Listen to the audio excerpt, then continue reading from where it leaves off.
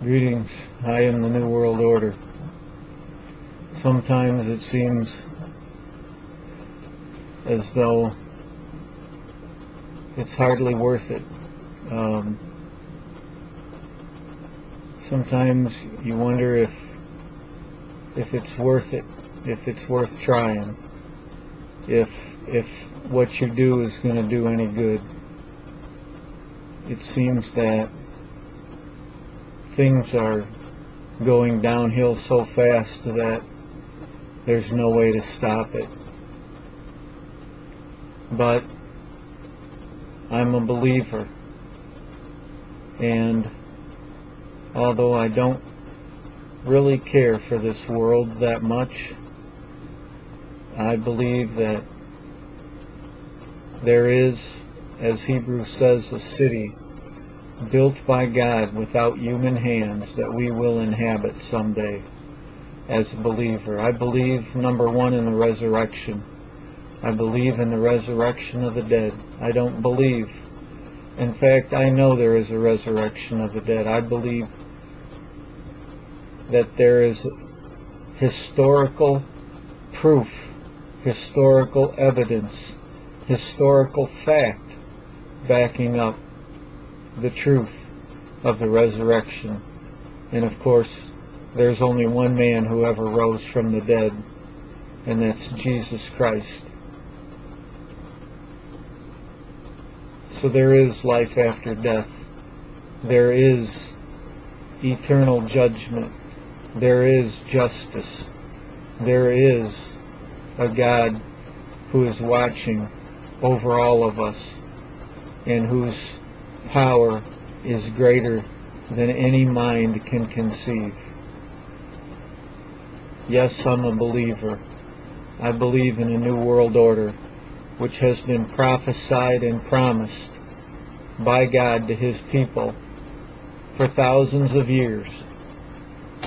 And every day we're getting closer.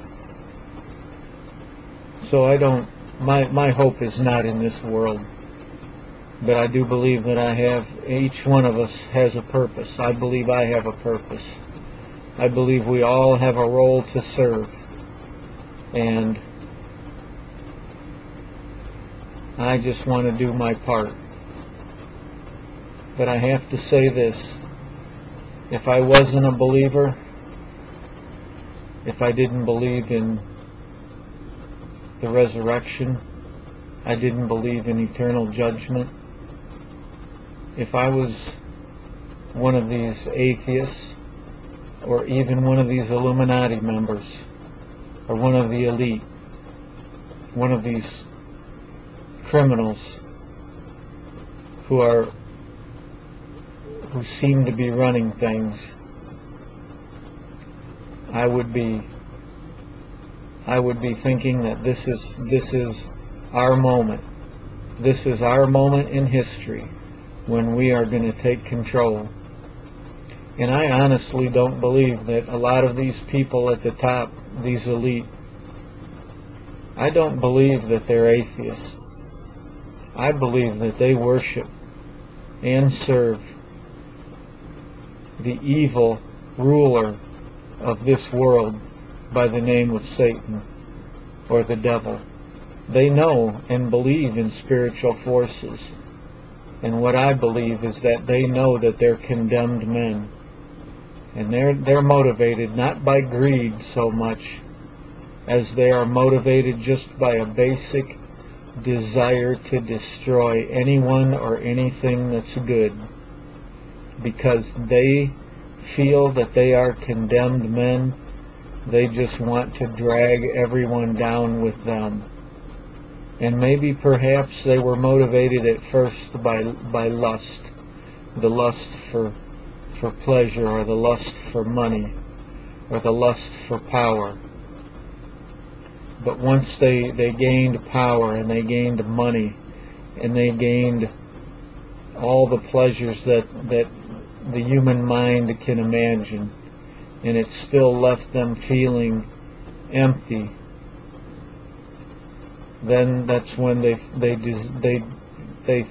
felt the condemnation of their soul. And that's when the desire to simply destroy anything good, anything righteous, anything holy, begins to motivate them to do the evil that they do. And I want to mention an example, a modern day example of this type of evil in the hearts of men and in the hearts of the leaders, of those in power. And there was a movie some years ago called The Killing Fields, and it was about the Khmer Rouge communist revolution in the country of Cambodia over in Asia. And these communists were basically rebels who had been provided with weapons, and they had a revolution. They overthrew the government, and basically they went about committing a systematic murder and genocide of the upper class and even the middle class in their country.